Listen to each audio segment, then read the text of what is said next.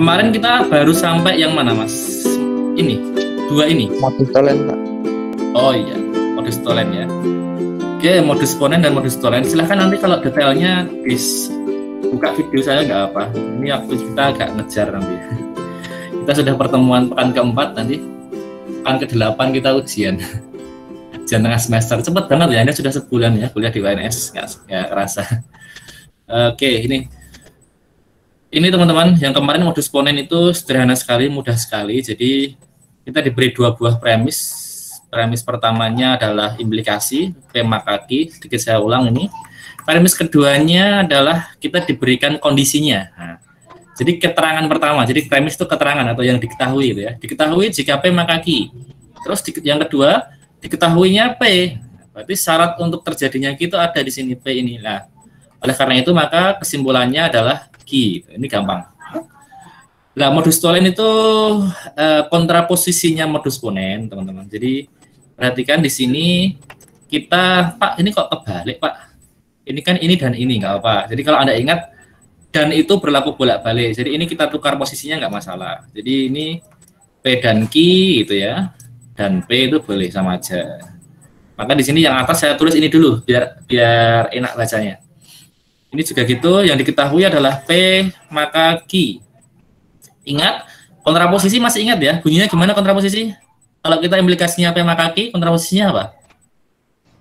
Negasi Q. Negasi Q, negasi P. Maka negasi P, gitu ya. Oke, jadi ini kontraposisinya. Kontraposisi apa sih, Pak? Kontraposisi itu dia ekuivalen. Jadi kalau kita punya ini, kita juga punya ini sama aja. Jadi itu ya. Kemudian yang kedua, kondisinya apa setelah itu yang diketahui apa? Ini. Kita punya negasi Q di sini. Nah, ini ya. Kalau kita hanya pakai ini mungkin kok nggak ada hubungannya sama sekali ini. Ini yang diketahui jika P maka Q, kok kita punya yang kedua negasi Q. Lah, kita perlu melihat kontraposisinya, teman-teman. Ini ya. Ini kontraposisinya. Oleh karena itu, kita sekarang punya konektivitas di sini. Nah, kita punya negasi Q. Nah, ini negasi Q. Oleh karena itu, maka kesimpulannya apa? Kesimpulannya berarti yang belakangnya ini dong. Negasi P. Gitu ya. Sampai ini paham? Ada yang ingin tanyakan dulu?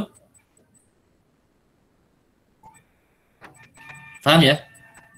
Izin bertanya, Pak. Oh, silahkan, Mas. Zulfi ini. Itu, ya, oke. Yang mana, Mas? Jika premis yang P maka Q itu dibalik Q maka P, tapi premis keduanya masih utuh, yang diketahui P, apakah berpengaruh, Pak? Yang mana, Mas? Yang ponen apa yang tolen? Yang atas apa bawah? Ya, yang atas dulu aja biar gampang memahami. Ini toh. Oh, ini toh. Ya, misalnya premis pertama itu dibalik, Pak. Jadi, jika Q maka P. Gini. Terus premis kedua yang diketahui itu P. P ya. Nah, apakah bisa ditarik kesimpulan, Pak? Oh, nggak bisa, Mas. Kita nggak bisa menarik kesimpulan. Ini dalam aturan penarikan kesimpulan, apalagi ini bentuknya implikasi ya. Kalau ini diimplikasi malah bisa, Mas. Diimplikasi ingat ya, diimplikasi itu gini, misalkan premis satunya gini. Nah, gini. Nah, kalau gini bisa. Karena kalau ini berlaku bolak-balik ya. Iya. Tapi kalau yang bawah ini nggak bisa kita. Karena ini posisinya sebagai syarat perlu, sebagai akibat. Kalau diketahui akibatnya, kita nggak bisa menyimpulkan sebabnya, itu nggak bisa. Itu, Mas, kecuali tadi itu diketahui yang belakang, tapi sudah dinegasikan, itu bisa. Karena kita bisa menggunakan tolen, bisa menggunakan kontraposisi. Itu, Mas, prinsipnya. Paham belum? Oke, paham, Pak. Terima kasih. Oke. Yang lain? Belum ada ya? Oke, apa nanti kalau ada silakan nggak apa, meskipun saya belum memberikan kesempatan bertanya, Anda kalau mau langsung bertanya nggak apa-apa. Itu ya. Berikutnya ini. Berikutnya ada apa, Le? Ini anak saya. Bentar. Nih.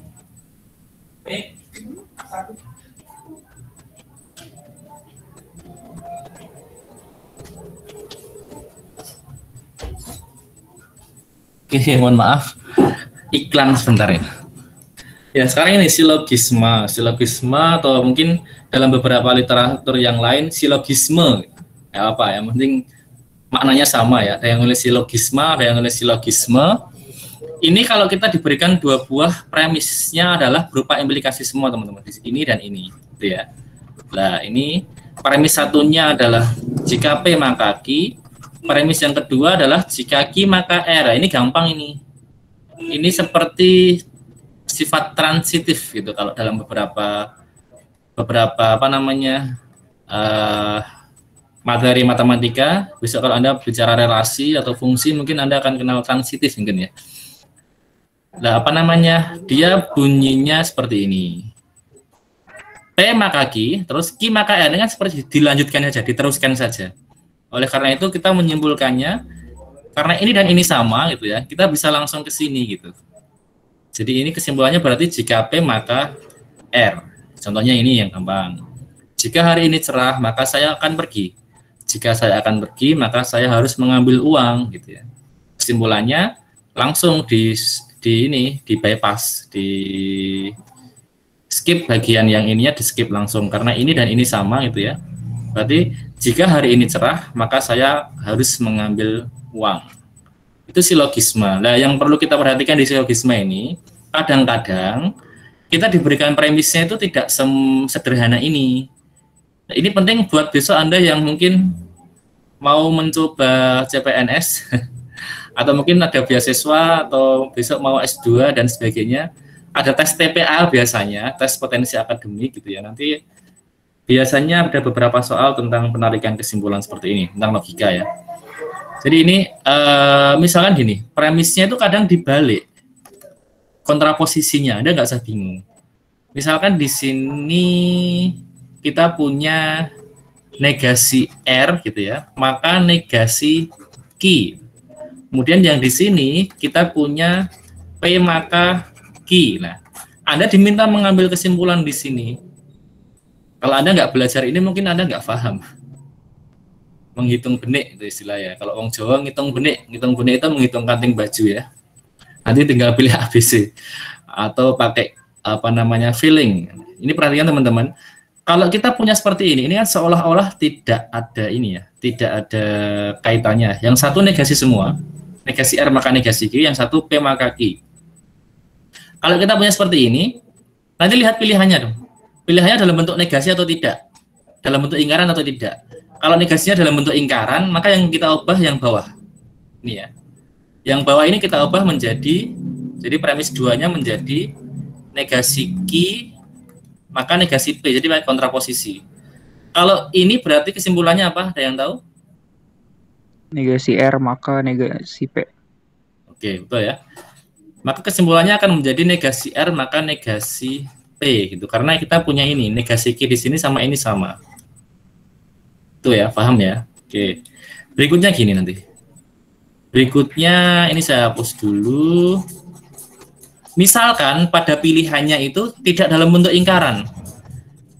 Pilihannya dalam bentuk positive statement semua. Positive statement itu maksudnya tidak pakai kata tidak gitu ya, nggak ada kata tidak atau nggak ada kata apa ya, ingkaran pokoknya, bukan dalam bentuk negasi, maka nanti yang kita ubah yang negasinya kita ubah dalam bentuk positive statement nanti. Jadi ini yang awalnya negasi R maka negasi Q ini, nanti ini yang kita ubah, ini menjadi Q maka R lah ini ya. Masalah posisi mana yang atas mana yang bawah nggak masalah karena apa, dua premis itu terhubung dengan konjungsi, jadi sama aja dibolak-balik nggak masalah. Lupa ini kok yang atas yang di sini nggak apa-apa. Ini jadi kan tulis nanti jadi gini kan, Q maka R. Lupa kok nggak lanjut Pak gitu ya. Kok Q dulu baru R, P dulu maka Q. Nggak usah bingung, ini ditukar nggak masalah. Yang atas jadi di bawah, yang bawah jadi di atas, ini nggak apa-apa gitu ya. Nah kalau seperti ini maka kesimpulannya apa? P maka R. P maka R. P maka R ya, karena kita punya P maka Q dan Q maka R. Oke, itu silogisme. Sudah paham belum? Sudah, Pak. Oke, yang cowok-cowok sudah paham, yang cewek? Paham, Pak. Paham ya. Oke, diwakili satu-satu ya. Ketua kelasnya masing-masing tadi. Ketua cowok dan ketua cewek. Nah, yang lain diam. Idem, Mbak. Oke. Nah, itu yang utama dalam penentuan kesimpulan ada 3 itu. Jadi ada modus ponen, modus tolen, dan silogisme yang paling sering dipakai. Nah, tapi ada aturan-aturan penarikan kesimpulan lain yang tidak terlalu utama, tidak selalu sering muncul gitu ya. Tapi juga mungkin Anda perlu tahu gitu. Contohnya ini. Disjunktif silogisme. Jadi ini apa sih disjunktif silogisme? Jadi kita punya ini premisnya adalah premis pertama itu bentuknya disjungsi, ada ataunya. Jadi di sini P atau Q, gitu ya. Kemudian yang premis kedua kita punya negasi P. Nah, gimana ini kesimpulannya? Kesimpulannya karena ini adalah disjungsi, yang atas disjungsi salah satu yang diketahui. Disjungsi, ingat ya, disjungsi itu pilihan karena atau di sini. Kemudian yang kedua itu negasi P. Negasi P itu berarti tidak P gitu. Jadi di sini ada pilihan, diketahui terjadi P atau terjadi Q. Nah, kondisi kedua diketahui tidak P. Nah, maka satu-satunya yang terjadi kan berarti tinggal Q. Kenapa? Karena yang ini tidak terjadi. Ini sudah disangkal oleh ini. Berarti kesimpulannya ya Q gitu. Paham nggak maksudnya ini? Paham, Pak. Paham, Pak. Oke, paham ya. Next lagi ke addition. Addition itu penambahan. Jadi penambahan tapi dengan pilihan lain, dengan atau. Jadi ini unik. Premisnya cuma satu kalimat saja. Hanya P, statement P saja. Kalau contoh di sini adalah hari ini Jumat, gitu ya. Lah, kalau kita diberikan premis satu kalimat saja, satu statement dan itu statement tunggal, bukan statement majemuk, tidak ada atau, tidak ada dan, tidak ada jika maka gitu, maka kesimpulannya kita bisa mengadisi ini ya, addition ini ya, menambahkan gitu, menambahkan pilihan pada statement pertama. Jadi P kita kasih apapun boleh di sini, asal di sini atau ya. Kalau kita pakai atau kan suatu ini, kalau P itu benar, P itu suatu kebenaran, kita mau menambahkan dengan pilihan yang benar maupun pilihan yang salah itu kan nggak masalah. Karena disjungsi itu untuk jadi benar minimal salah satu kan benar. Gitu ya. Jadi Q-nya itu nanti apapun boleh, silahkan. Maka kalau di sini ada kalimat hari ini Jumat, nah ini hari ini Jumat, terus atau kita sedang belajar, itu bebas, nggak apa-apa. Di sini mau di belakang mau kita kasih apa saja, bebas. Pak, misalkan hari ini Jumat atau hari ini Kamis, kan beda Pak, beda hari gitu ya. Kalau ini mungkin masih oke lah ya, Jumat dan sedang belajar itu masih ada kaitannya, mungkin nggak masalah. Tapi kalau misalkan hari ini Jumat atau hari ini Kamis misalkan gitu, itu pun nggak apa-apa meskipun kelihatannya saling bertentangan. Kenapa nggak apa-apa? Karena ini pakai atau itu pilihan. Artinya ketika di sini kita kasih pilihan yang salah pun nggak masalah, ini tetap benar gitu. Itu addition. Paham nggak? Paham, Pak. Yang lain? Paham, Pak. Paham ya, oke. Berikutnya simplifikasi. Nah, simplification. Kalau ini kebalikannya yang atas. Kalau yang atas tadi menambahkan dengan suatu pilihan, tapi tadi syaratnya kita pakai atau ya, hati-hati ya. Karena kalau atau itu kan tidak terlalu ketat. Artinya pilihan yang ditambahkan apapun, mau benar mau salah, ini tetap benar. Ini tetap benar. Karena dia disjungsi. Lah berikutnya simplifikasi itu yang diberikan adalah satu premis tapi berupa konjungsi P dan Q, itu aja, nggak ada premis lain. Jadi hanya diketahui, contohnya ini hari ini Jumat dan tadi pagi ayah menelpon gitu. Maka kita bisa kesimpulannya adalah simplifikasi. Simplifikasi itu ya pilih salah satu aja. Anda boleh menyimpulkan P boleh, atau Anda juga boleh menyimpulkan Q juga boleh, atau menyimpulkan dua-duanya juga nggak apa-apa gitu ya. Tapi kalau yang simplifikasi kan disederhanakan, jadi salah satu aja. Jadi hari ini Jumat dan tadi pagi ayah menelpon, Anda boleh menyimpulkan salah satu saja. Hari ini Jumat itu boleh, atau tadi pagi ayah menelpon itu juga benar. Paham belum? Paham. Paham ya? Paham. Oke, kenapa Pak benar? Karena premis itu selalu kebenaran. Karena premis itu yang diketahui gitu ya. Kalau konjungtif ini kebenaran, maka dia pasti disusun oleh dua statement yang sama-sama benar, gitu ya. Jadi mau P benar, mau Q juga benar. Itu yang catatan yang paling penting. Berikutnya ini, nah ini conjunction namanya, conjunction ya, konjungsi saja. Jadi kita diberikan dua buah premis yang terpisah, dua statement terpisah, Premis pertama itu P saja, premis kedua itu Q saja, gitu ya. Ingat, premis itu isinya adalah kebenaran, berarti ini kebenaran, ini juga kebenaran. Maka kesimpulannya kita bisa menambahkan, artinya nanti tergantung pilihan di pilihan ganda. Kalau seandainya Anda mengerjakan pilihan ganda ya, kalau Anda mengerjakan di apa namanya isai misalkan, yo jawab sesuai keinginan Anda nggak apa. Jadi ini sebenarnya bisa conjunction, bisa disjunction menurut saya loh ya. Tapi di sini nggak tahu disjunction nggak ada di sini. Disjunction untuk yang awal tadi ya. Disjunctive silogisme tapi.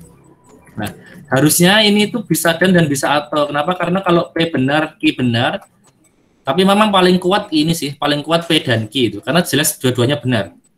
Maka jelas dua-duanya terjadi. Maka kesimpulan kita adalah menggabungkan keduanya. Hari ini Jumat dan di pagi ayah menelpon. Meskipun Pak, kalau pakai atau gimana Pak? Kan benar juga Pak. Karena ini benar-benar atau kan masih benar Pak itu. Oke, memang iya. Secara logika ini masih benar gitu ya. Cuman lebih kuat ini gitu. Kenapa? Karena sudah jelas dua-duanya benar.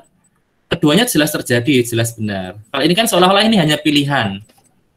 Meskipun secara logika masih benar, tapi seolah-olah pilihan. Seolah-olah masih mungkin salah satu salah gitu kan ya. Seolah-olah sih gitu ya. Padahal jelas-jelas P itu benar dan Q itu benar sebagai premis itu. Maka kesimpulan yang disjungtif ini lebih kuat. Itulah kenapa kok tidak gini aja Pak, kok tidak gini juga diberikan. Itu karena tadi alasannya. Karena kalau seperti ini seolah-olah ya, seolah-olah ada pilihan yang salah. Karena kalau atau kan boleh salah satu salah.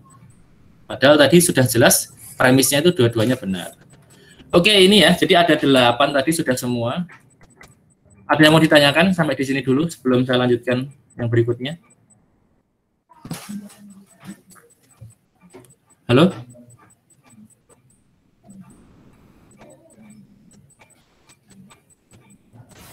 Suaranya udah paham belum? Sudah Pak. Nggak ada pertanyaan ya? Belum. Oke, kalau nggak ada sebentar ya. Saya mau ngasih apa ya?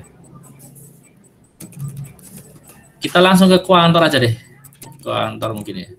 Ini mungkin. Jadi tadi adalah materi terakhir dari logika matematika, bahasa matematika. Maka sebelum saya lanjut kuantor, barangkali masih ada yang mau Anda tanyakan, silahkan. Ini saya berikan kesempatan dulu. Ada nggak?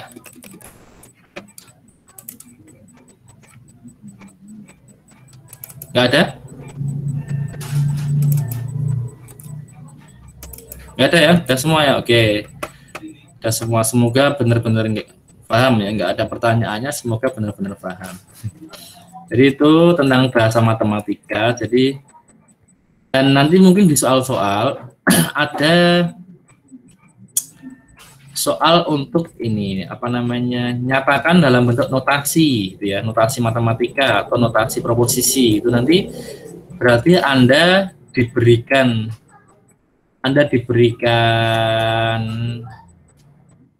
kalimat utuh gitu ya, kalimat deskriptif, kemudian Anda disuruh menyusun dalam bentuk simbolik-simbolik notasi matematika. Itu nanti caranya ada di sini kayaknya ya. Sini dulu pernah saya berikan belum ya? Semoga sudah.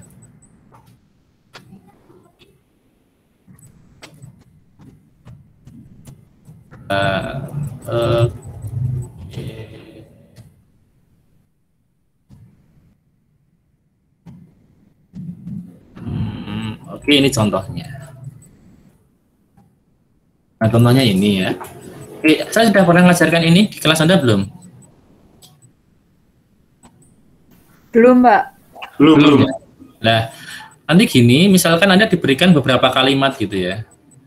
Kalimat ini bukan premis, bukan pengambilan kesimpulan, karena perintahnya adalah nyatakan proposisi berikut ke dalam notasi implikasi.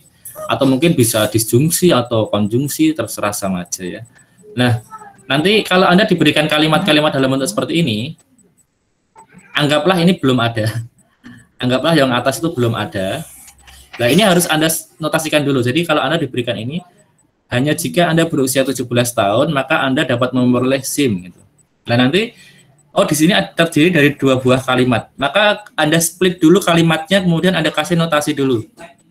X dan Y misalkan, atau P dan Q juga boleh, atau A dan B terserah. Pokoknya notasikan dalam bentuk huruf kecil ya, jangan huruf kapital ya. Itu. Ini kan semuanya terdiri dari 2 kalimat nih. Syarat cukup agar Anda dapat memperoleh SIM adalah Anda berusia 17 tahun. Intinya adalah ada 2 kalimat di sini, yaitu Anda dapat memperoleh SIM dan Anda berusia 17 tahun. Nah, oleh karena itu kita misalkan dulu di sini. Kecuali kalau di soalnya sudah dimisalkan seperti ini nggak perlu dicari-cari huruf lain lagi karena sudah diberikan. Kalau belum, Anda boleh notasikan nanti pakai P dan Q boleh, pakai A, P boleh, X, Y boleh, M, N boleh, apapun lah terserah suka-suka Anda ya. Jadi misalkan ini Anda berusia 17 tahun itu kita notasikan dengan X gitu ya. Dan Anda memperoleh SIM itu kita notasikan dengan Y. Nah, bagaimana caranya? Implikasi-implikasi ini kita notasikan dalam notasi yang sederhana gitu ya. Nanti ini dulu yang A misalkan. Yang A ini hanya jika. Ingat, hanya jika itu setara dengan apa aja?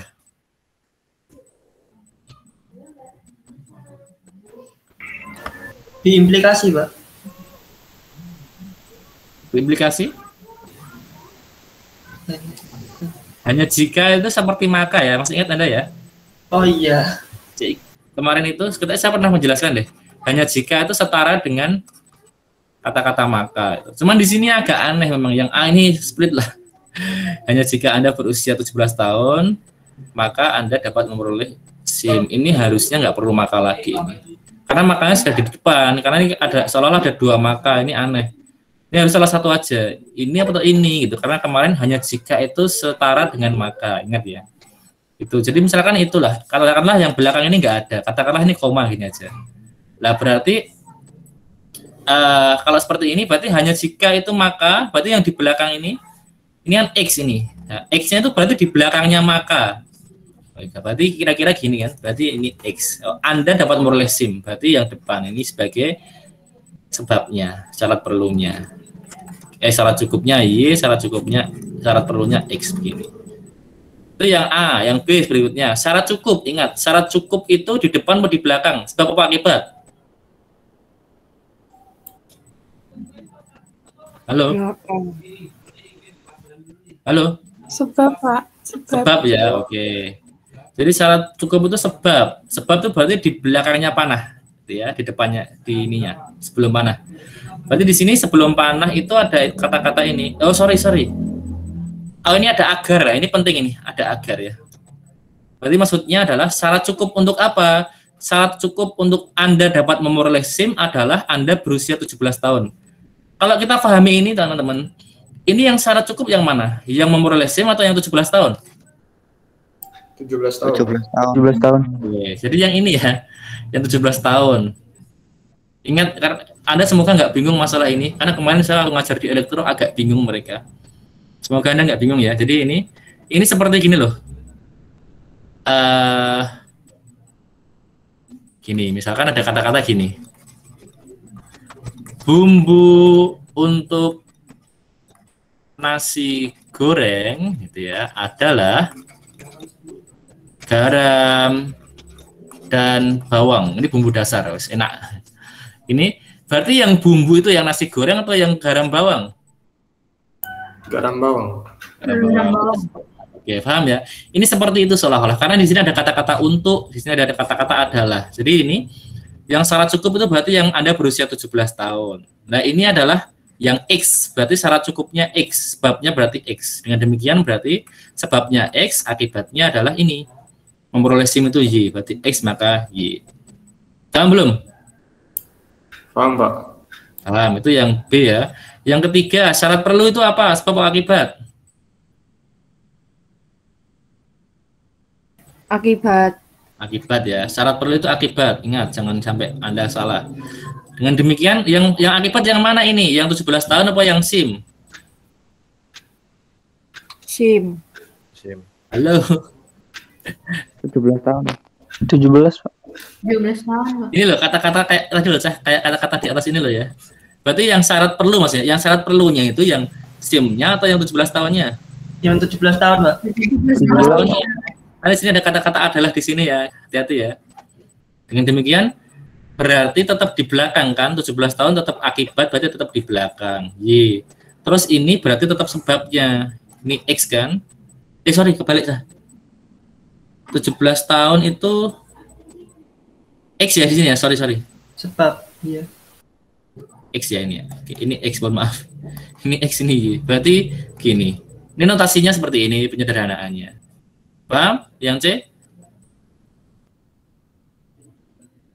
Paham belum? Paham, Pak. Paham ya. Lah yang D gimana? Di sini ada negasi, hati-hati di sini. Ini enak, gampang sih. Ini jika maka biasa kan, berarti kan gampang. Berarti di sini itu sebab, ini yang belakang akibat. Tapi di sini ada kata-kata tidak semua, berarti harus kita negasikan. Nah di sini perhatikan, Anda tidak dapat memperoleh SIM. Lah Anda memperoleh SIM tadi kan Y. Tapi karena ada kata-kata tidak, berarti menjadi negasi Y. Terus ini Anda tidak berusia 17 tahun. Anda berusia 17 tahun kan tadi X ya. Karena di sini ada kata-kata tidak, maka menjadi negasi X gitu. Ini notasinya, notasi implikasinya. Paham belum? Paham, Pak. Nah, terakhir ini ya, terakhir Anda tidak dapat memperoleh SIM bila mana, ingat, bila mana itu seperti kata jika. Berarti yang sebab yang mana? Yang 17 atau yang SIM? Yang 17. Ya, ini sebab. 17 tahun ini sebab. Ingat, ini 17 tahun adalah X. Tapi di sini ada kata-kata apa? Belum. Belum. Berarti X-nya dinegasikan. Berarti jadi negasi X itu sebabnya, gitu ya. Maka ini, Anda tidak dapat memperoleh SIM. Nah, ini Y, tapi ada kata-kata tidak. Berarti menjadi negasi Y. Nah, ini yang E, notasinya seperti ini. Paham belum? Cara menotasikan, menyederhanakan kalimat dalam bentuk notasi seperti ini. Pak, yang B dan C belum paham bedanya. Yang B dan C ya? Oke, kita ulangi ya apa yang B dan C. Tak hapus dulu rata-ratanya. Biar bersih dulu ya. Paling cepat gitu ngapusnya. Oke, gitu. Oke, ini teman-teman. Kembali ke B dan C, ingat. Oke, Anda perlu mengingat dulu cara mengekspresikan ini ya, biar nggak lali. Ini saya ingat di sini kemarin saya pernah ngasih ini ya. Pernah belum? Halo. Pernah, Pak? Udah, Pak. Oke, pernah. Lah, fokus pada ini. Fokus pada P syarat cukup untuk Q. Jadi ingat, kalau kita punya implikasi jika P maka Q, yang depan ini ya, P ini ya, P syarat cukup untuk Q. Nah, berarti yang depan ini adalah syarat, dikatakan syarat cukup, gitu ya. Nah, kemudian ini Q adalah syarat perlu untuk P, berarti yang di belakang itu dikatakan syarat perlu, teman-teman. Itu aja. Ingat-ingatnya gitu aja. Jadi, atau kita lebih mudahkan lagi. Dengan demikian yang syarat cukup itu sama dengan apa? Karena dia di depannya panah, sebelum panah, maka syarat cukup itu seperti sebab, ya. Karena dia di sebelum panah. Terus syarat perlu ini karena dia di belakang panah, ini ya, yang ditembak, ya. Maka dia menjadi akibat. Dia setara dengan akibat. Paham belum? Ini dulu. Bedanya syarat cukup, syarat perlu, udah paham belum? Paham, Pak. Paham dulu ya. Nah, nanti baru kalau paham baru menuju ke sana tadi. Ini. Berarti di sini syarat cukup tadi apa? Ingat. Sebab atau akibat? Sebab. Oke, syarat cukup itu sebab. Nah, ini syarat cukup agar Anda mendapat SIM adalah Anda berusia 17 tahun. Nah, yang dikatakan syarat cukup atau sebabnya itu yang mana? Yang memperoleh SIM atau yang 17 tahun? Pelan-pelan saja kita. Yang mana? 17 tahun. 17 tahun. Ingat ya, tadi saya pakai ilustrasi bumbu-bumbu tadi. Jadi kalau Anda pahami kalimat ini dengan hati-hati, nanti Anda akan bisa memahami maknanya. Syarat cukup agar Anda dapat memperoleh SIM. Ini kan berarti tujuannya ini. adalah, nah berarti kan ini. Jadi syarat cukupnya yang mana? Yang belakangnya adalah ini. Berarti adalah Anda berusia 17 tahun. Ini sebabnya. Oke, paham dulu ya.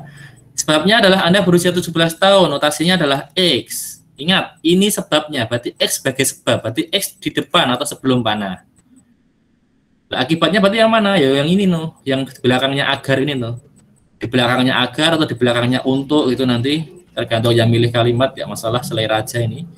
Anda dapat memperoleh SIM tadi kan ini dinotasikan dengan Y nih. Berarti bentuknya seperti ini. Yang B dulu ini paham belum? Paham, Pak. Paham Mbak ya? Oke. Kita menuju ke C Mbak sekarang. Lah C Mbak, C itu kata-katanya syarat perlu. Syarat perlu tadi setara dengan apa Mbak? Akibat. Akibat. Oke ya. Lah dari kalimat ini berarti kan syarat perlu agar Anda dapat memperoleh SIM adalah Anda berusia 17 tahun. Nah, yang dikatakan syarat perlu berarti yang mana Mbak? Yang memperoleh SIM atau yang 17 tahun Mbak? Yang SIM. 17 tahun. 17 tahun. Ada yang bingung, masih ada yang bilang SIM ya? Masih ada yang bilang SIM ya? Oke. Gini loh, ini sah. Ini seperti inilah ya, apa namanya? Nggak perlu. Oke, mungkin Anda bingung dengan kata-kata perlu dan cukup. Saya hilangi aja, saya pakai syarat itu aja. Ini ya, syarat agar masakan enak adalah ditambah bumbu. Nah, ini syarat agar masakan enak adalah ditambah bumbu. Yang syarat itu yang di belakangnya agar atau yang di belakangnya adalah? Belakang adalah. Belakang Ya? adalah. Berarti yang masakan enak atau yang ditambah bumbu? Tambah bumbu. Tambah bumbu. Berarti di sini syarat perlu agar Anda dapat memperoleh SIM adalah Anda berusia 17 tahun. Berarti yang syarat perlu itu yang memperoleh SIM atau yang 17 tahun? 17 tahun. 17 tahun. Paham? Ada yang masih bingung? Enggak ya? Oke, semoga enggak. Nah ini tadi terus kembali ke tadi itu syarat perlu itu setara dengan akibat. Berarti yang akibat adalah yang 17 tahun. Berarti E itu sebagai akibat. Kalau akibat berarti dia yang dipanah. Dia yang di belakangnya panah. Ya tinggal berarti sisanya ini. Berarti Anda memperoleh SIM itu Y-nya adalah sebabnya. Berarti di sini. Oke. Paham? Paham, Pak. Paham. Yang tanya Mbak siapa tadi? Udah paham Mbak? Iya, sudah, Pak. Yang lain udah paham belum? Paham, Pak. Paham, Pak. Ya, oke. Nah, ini teman-teman. Ini pelajaran kita adalah logika ya, logika matematika. Bukan perasaan matematika. Jadi ada yang dituntut untuk lebih banyak menggunakan logika, teman-teman. Mohon maaf yang Mbak-mbak ya. Apa namanya? Belajar menggunakan logika ini ya. Kenapa? Maaf, Ya, Mas. izin bertanya lagi Pak. Silakan, Mas. Tadi yang ditampilkan Pak Vika itu kan untuk yang hanya jika itu tidak menggunakan maka lagi. Nah, yang di contoh A sekarang itu hanya jika Anda berusia 17 tahun maka. Nah, sebenarnya yang diposisikan sebagai akibat jika posisinya seperti ini yang mana Pak? Itu masih bingung. Anggaplah ini soalnya salah, makanya tadi ini saya revisi Mas. Ini saya coret gini. Oh. Jadi saya anggap satu aja di sini Oke. makanya. Paham Mas ya? Oke. Iya, Pak. Apa pertanyaan yang bagus? Karena nanti kalau ada ketemu ini pasti juga bingung nanti. Itu Mas ya? Ya Pak, terima kasih Pak. Harusnya yang soal yang benar cukup satu aja, satu kata maka. Nanti jika terus ini maka lagi memang nggak bisa kita menyimpulkan. Paham Mas ya? Ya Pak, paham Pak, terima kasih. Oke, terus yang lain teman-teman tadi saya melanjutkan keterangan saya tadi ya. Jadi ini tadi kalau misalkan besok Anda di soal itu ketemu kalimat yang rasanya benar gitu ya. Rasanya kok benar atau mungkin sebaliknya. Rasanya kok aneh kalau saya bentuk X maka Y. Harusnya ini perasaan Anda loh ya. Harusnya itu bukan X maka Y gitu. Harusnya itu Y maka X perasaan saya. Itu perasaan. Jadi kita jangan fokus pada perasaan kita. Fokuslah pada kalimat yang diberikan di situ, statement yang diberikan di situ, yang diketahui di situ itu apa. Sudah. Agak abaikan sedikit perasaannya gitu ya. Jadi fokuslah pada statement yang diberikan pada soal atau pada nanti syarat-syarat yang diberikan. Ya teman-teman. Jadi kalau nanti terlalu banyak menggunakan perasaannya, nanti kadang malah bingung karena di sini tadi contohnya B dan C itu kan berkebalikan tapi harus tetap dijawab gitu. Maka tadi jadi bingung gitu. Yang ini X maka Y, yang ini Y maka X. Yang benar yang mana? Kita nggak perlu bicara yang benar yang mana karena sekarang kita tidak sedang mencari nilai kebenaran. Kita sekarang sedang membuat notasinya. Ya dua-duanya benar berarti. Yang penting fokus menotasikan aja. Perkara nanti di sini. Jadi sini ekstrimnya gini. Ekstrimnya aja. Misalkan ini dibalik gitu kan. Nanti mungkin secara kata-kata akan jadi secara kata-kata kalau pakai perasaan akan jadi nggak enak gitu. Misalkan gini, syarat agar ditambah bumbu gitu ya adalah gitu, misalkan adalah masakan enak. Ini kan misalkan ini syarat apa ya, berarti ditambah bumbu tadi kan sebab itu berarti syarat cukup gitu ya. Masakan enak itu akibatnya, berarti syarat perlu ya ini. Syarat perlu. Nah ini kalau kita pahami dengan perasaan, Anda akan bingung, kita akan bingung. Syarat perlu agar ditambah bumbu adalah masakan enak. Loh, piye sih gitu kan? Anda mungkin akan mikir gitu. Kok syarat perlu agar ditambah bumbu itu masakan enak ya? Justru kan Anda mikirnya justru kebalikan. Harusnya masakan yang nggak enak dong gitu ya. Masakan yang kurang enak itu syaratnya baru ditambah bumbu gitu. Itu kalau kita pakai perasaan kita. Tapi kan fokus pada logikanya. Logikanya mau dibolak-balik, mau ini statement ini mungkin memang salah gitu ya. Salah secara tadi ya. Secara kenyataannya abaikan itu. Kita fokus pada menotasikan saja. Fokus berarti pada ini, syarat perlu gitu ya. Syarat perlu adalah akibat. Akibatnya kan berarti yang ini. Akibatnya di belakang adalah, berarti akibatnya itu yang masakan enak. Berarti nggak ada masalah kalimat ini gitu ya. Berarti memang katakanlah masakan enak itu adalah Q gitu ya, ditambah bumbu itu adalah P, dengan demikian maka yang ini tetap Q itu di belakang karena dia syarat perlu, karena dia akibat gitu. Berarti di sini Q itu maksudnya. Paham belum? Paham, Pak. Paham, Pak. Ada yang belum paham? Nggak apa-apa, tanyakan. Paham belum? Cintanya, Pak. Silahkan Mas. Mas siapa ini ya? Nanda, Pak.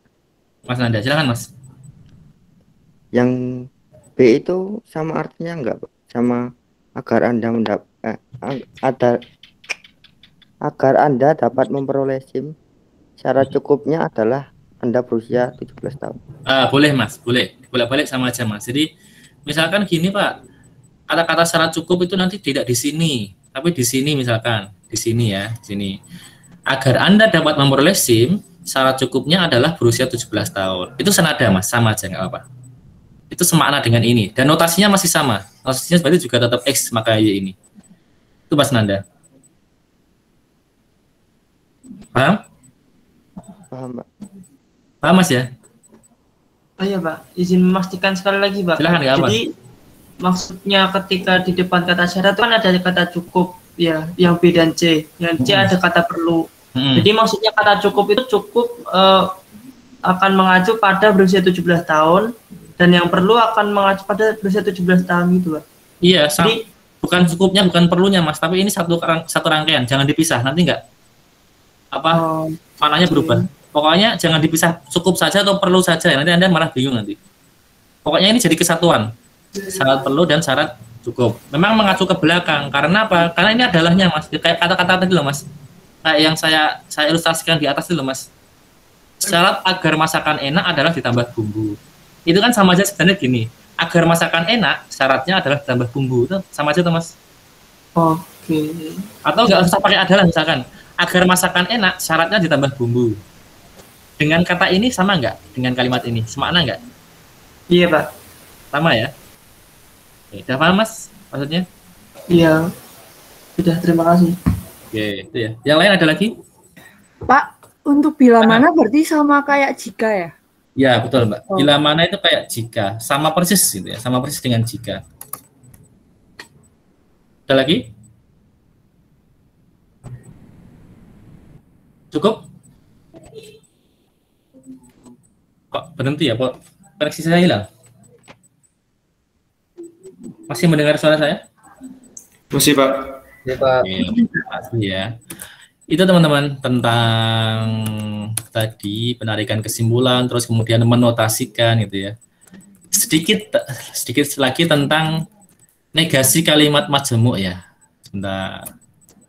Ada sebenarnya di rekaman ada nanti. Saya memastikan aja. Ini sudah Fuhandor. Bahasa matematika bagian 2. Bagian 2 yang mana ya? Ini.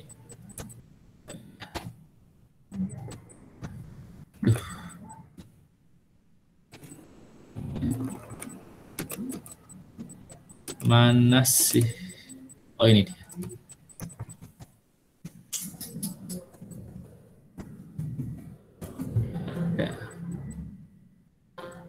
Ini dia, sorry. Negasi kalimat majemuk, teman-teman. Jadi, mungkin nanti juga dalam kasus-kasus tertentu Anda perlu memahami negasi dari kalimat majemuk.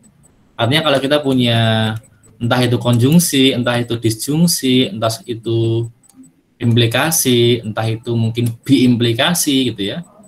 Kita harus paham negasinya itu apa gitu ya. Negasinya itu apa? Kenapa harus paham itu, Pak?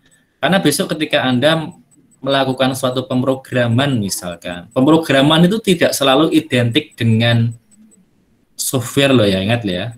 Pemrograman itu tidak selalu identik dengan komputasi, tidak. Tapi misalkan program linier, nanti Anda akan dengar program linier. Jadi kalau dalam matematika ada program linier. Program linier itu pengambilan keputusan kalau kita diberikan beberapa fungsi-fungsi linier, persamaan linier ya, A, B, C, itu nanti terus kita mengambil kesimpulannya, solusinya apa gitu ya, solusinya apa. Nah, itu program linier. Atau mungkin nanti dalam suatu pengambilan keputusan tentang masalah data mining yang lagi naik daun sekarang. Apa sih Pak data mining?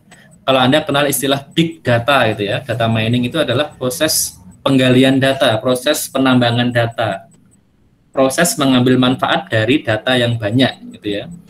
Jadi misalkan nanti Anda membuat suatu program, misalkan program apa sebenarnya peramalan cuaca itu misalkan ya, berdasarkan data-data yang ada di lapangan, dan itu nanti kita menggunakan big data, bisa data mining. Jadi kita merekam misalkan data cuaca sekitar 20 tahun terakhir itu ya. 20 tahun terakhir. Biasanya untuk nanti disaster early warning misalkan. Jadi untuk peringatan yearly apa aja? Jenisnya. Peringatan dini ya. Peringatan dini bencana, peringatan dini banjir misalkan gitu ya. Peringatan dini banjir itu nanti kita bisa menggunakan data misalkan 20 tahun terakhir. Meskipun kadang agak meleset itu ya, karena anomali cuaca sekarang ya. Sekarang sulit diprediksi, tapi abaikan anomali cuaca. Asumsikan tidak ada anomali cuaca, tidak ada perubahan cuaca yang ini ya, yang sangat ekstrim gitu. Berarti data 20 tahun terakhir itu bisa kita gunakan. Ini biar Anda tahu manfaatnya ya. Untuk apa sih Pak belajar kayak gini? Jadi misalkan gini, saat terjadi banjir itu misalkan tahun berapa ya, banjir tahun 99 misalkan, tahun berapa lagi ya, oh ada banjir besar lagi di tahun 2005, oh ada banjir besar lagi di tahun 2016 misalkan. Nah kita bisa melihat di sini nanti sebelum terjadi banjir besar itu nanti tanda-tanda cuaca sebelumnya itu apa, misalkan diruntut sekitar beberapa hari sebelumnya, seminggu sebelumnya itu tentang misalkan apa jenenge curah hujan seminggu sebelumnya, kemudian kelembapan udara seminggu sebelumnya gitu ya, kemudian kondisi awan basah di langit seminggu sebelumnya, gerak angin gitu ya, itu nanti kita bisa gunakan seminggu sebelumnya di sini, seminggu sebelumnya di yang tahun 2005 tadi, seminggu sebelumnya yang tahun 2016 tadi, lah itu, oh itu semua ternyata ada kemiripan ini, sama ini itu sama, mirip-mirip. Jadi sebelum terjadi banjir besar itu ternyata ciri-cirinya ada di sini. Ya, itu misalkan tadi ya, curah hujan, kelembapan udara misalkan, kemudian faktor angin gitu ya, kemudian faktor tingkat awan basah atau awan apalah nggak tahu istilahnya ya, orang-orang BMKG yang tahu itu. Nah nanti kita menggunakan ini yang sederhana saja ya. Sederhananya ada 4 variabel ini, X, Y, A, B, C, D gitu ya. Nah nanti kita bisa mengira-ngira nanti untuk melakukan peringatan dini. Artinya apa? Oh ternyata nanti di tahun 2021 ini atau di tahun 2022 ini dalam beberapa hari terakhir itu datanya itu menyerupai ini. Nah, menyerupai data-data di sini, hampir sama semua. Berarti kita perlu memberikan peringatan dini. Berarti orang-orang yang penduduk yang tinggal di sekitar bantaran sungai gitu ya, di sekitar pinggiran sungai, dia harus segera melakukan apa namanya evakuasi gitu, atau misalkan barang-barang yang rawan kena banjir taruh di atas lantai 2 dulu, atau dipinggirkan dulu, diungsikan. Kenapa? Karena data beberapa hari terakhir ini, meskipun sekarang belum hujan lebat, tapi mungkin 4 hari, 5 hari terakhir mirip ini sama tahun yang 99 tadi, 25 tadi, tahun 16 tadi. Oh. Dengan adanya kemiripan ini tadi ya, penentuan kesimpulannya adalah oh akan terjadi banjir besar. Mungkin, tapi baru mungkin. Namanya aja meramal kan belum tentu benar 100% kan ya. Tapi setidaknya bisa untuk apa namanya, bisa untuk penanganan dini, bisa untuk apa namanya peringatan dini. Itulah. Nanti kan itu kalau misalkan diketahui jika A dan B dan C dan D itu benar gitu kan ya, maka ini terjadi gitu. Dan nanti berarti ada kemungkinan lain nggak sih gitu selain A, B, C dan D itu? Oh mungkin ada. Di tahun lain mungkin di sini tidak dan C tapi dan negasi C itu, tapi masih banjir juga itu ya. Dan negasi C dan D tapi masih banjir juga. Oh berarti selain A dan B dan C dan D, A dan B dan D, C-nya negasi pun tetap banjir misalkan. Atau berarti ingkaran semuanya apa? Oh ternyata kalau ini diingkar semua, lah berarti kita perlu tahu ingkarannya apa sih? Berarti ingkarannya kan berarti kalau tidak A atau tidak B atau tidak C atau tidak D, nah berarti insya Allah aman gitu ya. Insya Allah nggak akan ada banjir. Nah, berarti kita perlu tahu ini kondisi ingkaran dari suatu syarat itu apa? Negasi suatu syarat itu apa? Tadi ya, karena syarat untuk penentuan kesimpulan, ingat, tidak selalu hanya satu statement. Mungkin dia terdiri dari banyak statement seperti ini. Pak, memang anak matematika belajar di situ. Oh, jangan salah. Anda mungkin tahunya anak matematika hanya menghitung gitu. Kita besok juga akan ikut andil dalam masalah data mining seperti ini, masalah apa namanya peramalan, masalah apa namanya penentuan kesimpulan, pengambilan kesimpulan dan sebagainya itu untuk apa namanya supporting datanya dan pengolahan datanya. Ini anak matematika juga harus paham di sini dan banyak digunakan di sini. Sudah punya gambaran belum kira-kira aplikasinya tadi?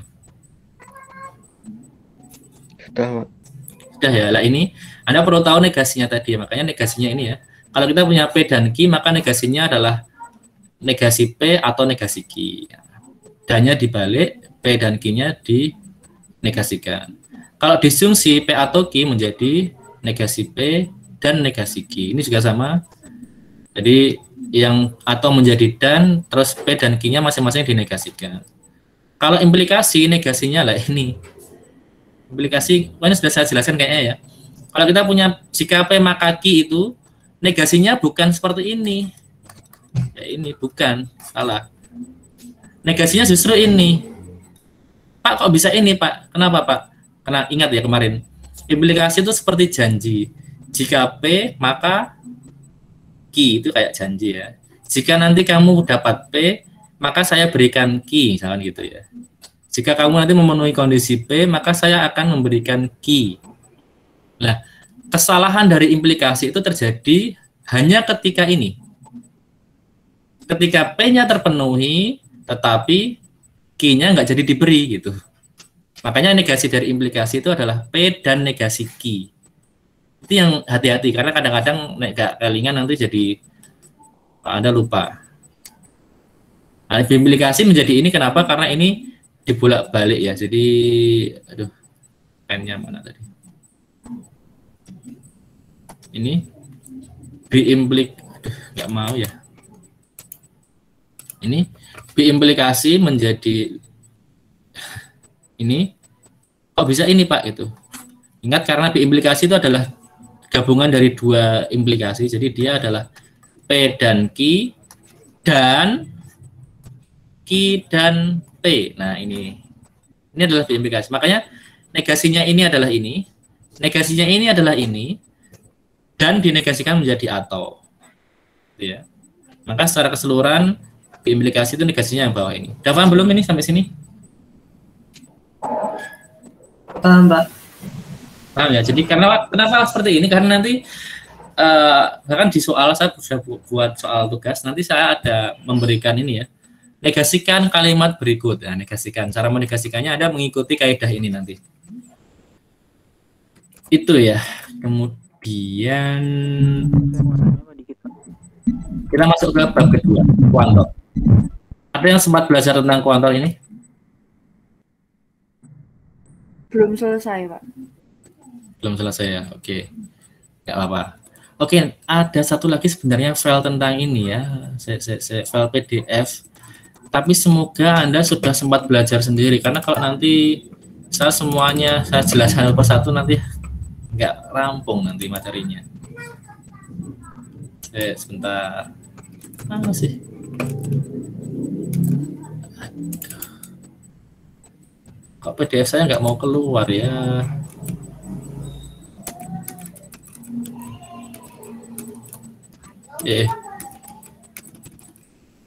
So Andi mau sepada nih mau Andi mau sepada. Oke, ini open with Nitro nggak mau lagi. Nggak mau lagi. Apa? Tapi sudah ada ya file 1C aturan penarikan kesimpulan sudah saya share di Classroom belum? Sudah Pak. Setidaknya Anda sudah pernah membaca judul filenya. Isinya nggak apa, rumoco apa, isinya gampang. Nanti dibaca belakangan. Oke, kalau sudah itu belakang aja lah. Kita belajar kuantor dulu ya, karena untuk belajar itu kita masih perlu memahami kuantor juga. Kayaknya sih ada kaitan dengan kuantor yang di situ ya. Kayaknya sih. Nggak bisa saya buka ya, nanti dulu. Ini dulu kuantor. Jadi dalam matematika ini kita punya kuantor. Kalau mungkin Anda ada yang masih pakai kurikulum KBK di SMA, Anda pernah mungkin dikenalkan ini. Tapi kalau Anda pakai kurikulum Kurtilas, kurikulum yang tidak, kok tidak jelas. 2013 ya Kurtilas ya. Kurikulum 2013 itu, Anda mungkin ada yang pernah diajari tentang kuantor.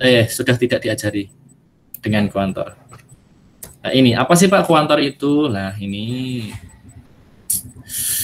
dia adalah suatu pernyataan ya, atau suatu apa ya, suatu penanda dalam kalimat yang penanda itu menyatakan keikutsertaan anggota. Jadi keikutsertaan dari objek atau anggota. Sederhananya begitu ya. Jadi ada dua kuantor itu. Yang pertama adalah kuantor universal, yang kedua adalah kuantor eksistensial. Nah, kalau dari kata-katanya semoga Anda sudah bisa menangkap universal dan eksistensial. Jadi universal itu berarti keseluruhan gitu ya. Berarti ini semua atau keseluruhan atau seluruhnya. Eksis itu apa Cah? Ada. Itu ada, terdapat. Jadi itulah bedanya kira-kira. Jadi dari kata-katanya sudah paham ya. Berarti kalau kuantor universal, berarti kalau dalam suatu kalimat ada penanda universalnya, itu artinya seluruh objek dalam semesta pembicaraan itu punya sifat yang dibicarakan. Sederhananya gitu. Kalau kuantor eksistensial itu berarti ada, cukup ada. Ada itu berarti boleh satu, boleh dua, banyak juga boleh, tapi tidak semuanya yang bersifat seperti yang sedang dibicarakan. Contohnya ini contohnya. Ini ya. Notasinya dulu, sorry. Notasinya universal itu dia menggunakan kayak huruf A kebalik ini. Atau seperti ini. Jadi ini, seandainya semesta pembicaraan itu dinotasikan dengan S, maka kita bisa menyatakannya seperti ini. Dibaca apa Pak ini Pak? Dibaca untuk setiap, atau untuk semua juga boleh, atau untuk seluruh juga boleh, atau untuk tiap-tiap juga boleh. Jadi mengatakannya terserah. Pokoknya kata-kata yang menunjukkan seluruhnya gitu ya. Gitu. Jadi untuk seluruhnya X elemen di dalam S, untuk seluruh X anggota S bersifat PX atau berlaku PX gitu ya, berlaku PX. Atau kadang-kadang S-nya nggak disebutkan. Kadang-kadang cukup gini. Untuk setiap X bersifat PX atau untuk setiap X berlaku PX. Itu artinya apa?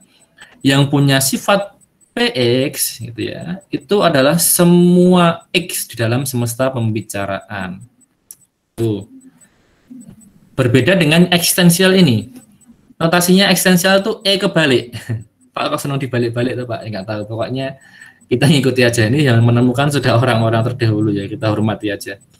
Karena kalau nggak dibalik nanti pasti Anda mengira A. Dan ini kalau nggak dibalik Anda mengira E, makanya lebih baik dibalik ya. Jadi ini E dibalik itu eksistensial. Tapi kok E sama A ya Pak ya? Mungkin ya. Mungkin kok ini kayak A karena A itu all ya. Tapi kalau mau dinotasikan gini kan seolah-olah A itu opo, maka dibalik aja deh. Ini kayaknya, ini hanya kayaknya saya saja ya. E itu kan eksis ya. Itu kan eksis. Ya. Tapi kalau dinotasikan E itu kan dikira huruf E biasa, maka tak balik aja deh gitu. Ini mungkin hanya mungkin ya, bukan sejarah yang sebenarnya. Tapi setidaknya bisa buat untuk Anda ini ya, ingat-ingat gitu ya. Jadi, kalau A kebalik berarti all semuanya, kalau E kebalik berarti eksis, ada, terdapat. Bacanya gimana? Terdapat X di dalam S yang berlaku PX, jadi hanya terdapat saja. Terdapat itu minimal 1. Ya. Atau gini, terdapat X yang berlaku PX tanpa kata-kata S. Ini juga sudah mewakili. Itu teman-teman, apa namanya, untuk mengatakan kata terdapat itu bisa diwakili dengan yang lain juga. Mungkin dia diganti dengan kata-kata ada juga boleh. Atau mungkin untuk suatu juga boleh. Untuk suatu itu berarti hanya beberapa ya. Atau beberapa juga boleh. Atau mungkin kata-kata ini paling sedikit 1 juga boleh gitu ya. Itu untuk pengganti kalimat terdapat. Pokoknya semua ini menandakan eksistensial, bukan universal. Sampai ini dulu paham belum masalah definisi dan notasi? Paham, Mbak. Paham belum? Paham, Pak. Paham ya? Oke. Paham, Pak. Paham, perhatikan di sini tentang cara penulisannya. Ini ya, cara penulisannya seandainya kuantor ditulis bersamaan dengan kalimat majemuk. Contohnya ini. Maka kuantor itu ditaruh di depan sendiri ya, harus biasanya apa namanya standarnya ditaruh depan sendiri seperti ini, terus dikurung sendiri, dikurung tersendiri. Nah, ini berarti terdapat X, terus dalam kurung PX dan QX maknanya apa? Jadi kita boleh pakai dalam kurung atau kalau tidak dibatasi dengan kata-kata titik ini. Pak, kenapa harus titik, Pak? Karena kalau tidak, dikira yang terdapatnya ini dikira miliknya P saja. Jadi kalau nanti seperti ini, nah gini misalkan, dan P dan QX itu, dan dikira eksistensialnya ini hanya untuk PX saja gitu. Makanya di sini dikasih titik atau dikurung di sini, dikurung di sini, biar tahu kalau yang eksis itu eksis di PX dan di QX gitu ya. Eksis untuk PX dan eksis untuk QX. Nah itu. Untuk setiap ini juga sama, cuman untuk setiap ini kalau kata-kata untuk setiap terus diikuti dengan implikasi. Implikasi itu biasanya penekanannya pada yang depan sini, pada syaratnya, pada sebabnya ini, pada syarat cukupnya ini. Jadi untuk setiap X, jika dia berlaku P, maka dia juga akan berlaku Q gitu ya. Nulisnya sama lah. Ini juga sama, terdapat tadi. Kok bodoh karo sing dhuwur ya gitu. Ini mungkin atau mungkin ini. Ini mungkin disjungsi ini. Gini. Oke, itu ya. Itu kemudian apalagi ini cara membacanya. Misalkan gini. Ada kalimat seperti ini, bacanya gimana itu? Apalagi banyak sekali nih notasi-notasi apa kuantornya di sini. Jadi dibaca gini. Untuk setiap X berlaku atau boleh untuk semua X berlaku gitu ya. Berlaku apa? Ini. Ingat. Lah, kalau Anda bacanya tidak dilihat dulu keseluruhan, nanti Anda lupa memberikan kata jika. Meskipun jika itu tidak harus sih, tapi kan kalau tanpa jika kadang-kadang nggak enak ya. Misalnya gini, Anda lupa nggak baca secara keseluruhan bahwa ini adalah implikasi. Maka Anda langsung gini, untuk setiap X berlaku, terdapat Y, ini ya, atau terdapat Y atau ada suatu Y gitu ya, demikian hingga Y kuadrat itu lebih kecil dari X, maka nah ini kalau di awal tadi ada kata jikanya kan lebih enak gitu ya. Jadi untuk setiap X berlaku jika terdapat Y demikian hingga Y kuadrat itu lebih kecil dari X, maka gitu ya, untuk setiap Z X-nya lebih kecil, X-nya lebih besar daripada minus Z kuadrat. Itu cara bacanya. Wes gampang ya, semoga gampang. Itu kalau bacanya baca apa namanya, baca letterlet seperti yang tertuang pada kalimat. Tapi ini pun sudah benar ya apa. Tapi kalau Anda sudah pro levelnya, Anda levelnya kalau sudah pro, Anda akan baca dengan lebih enak didengar oleh orang lain. Kenapa? Di sini adalah himpunannya bilangan real. Berarti kita sedang bicara himpunan bilangan. Lah, kalau kita bicara himpunan bilangan, kata yang depan ini Y kuadrat lebih kecil dari X itu maknanya sebenarnya kita ingin mengatakan bahwa X itu bilangan positif. Ya. X itu bilangan positif. Jadi yang belakang ini X lebih besar daripada minus Z kuadrat. Minus Z kuadrat itu maksudnya adalah yang ini tuh negatif. Jadi kenapa? Karena bilangan dikuadratkan dulu baru dinegasikan. Maka ini pasti bilangan negatif. Maka kalimat yang bawah ini akan lebih sederhana didengar. Jadi gini, untuk semua X berlaku gitu ya. Ini untuk semua X berlaku jika X itu positif. Gitu. Kenapa Pak kok X itu positif? Karena X-nya lebih besar dari Y kuadrat. Jadi apa namanya, Y kuadrat itu kan sudah bilangan positif pasti. Bilangan apapun dikuadratkan pasti bilangan positif kan. Sedangkan X-nya lebih besar dari itu, pasti X-nya positif gitu. Jadi jika X itu positif, maka di sini, maka apa? Maka X itu lebih besar dari sembarang bilangan negatif atau setiap bilangan negatif ini tadi. Maka X itu lebih besar dari sembarang bilangan negatif. Ini kalimat yang lebih sederhana untuk didengar.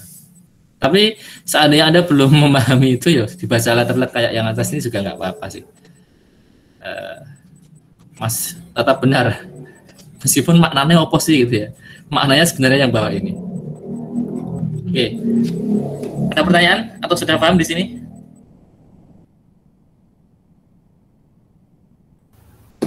Saya mau nanya, Pak. Silakan, Pak. Yang itu yang X lebih besar daripada X lebih besar minus Z kuadrat. Itu kenapa bisa dibilang bilangan negatif, Pak?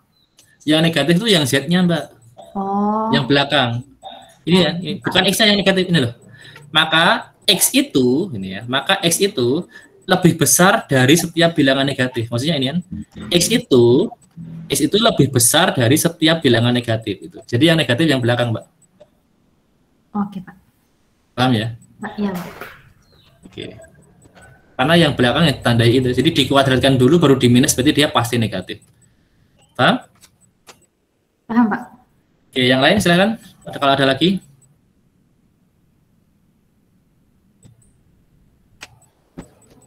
Nggak ada ya? Oke, nah lanjut dulu.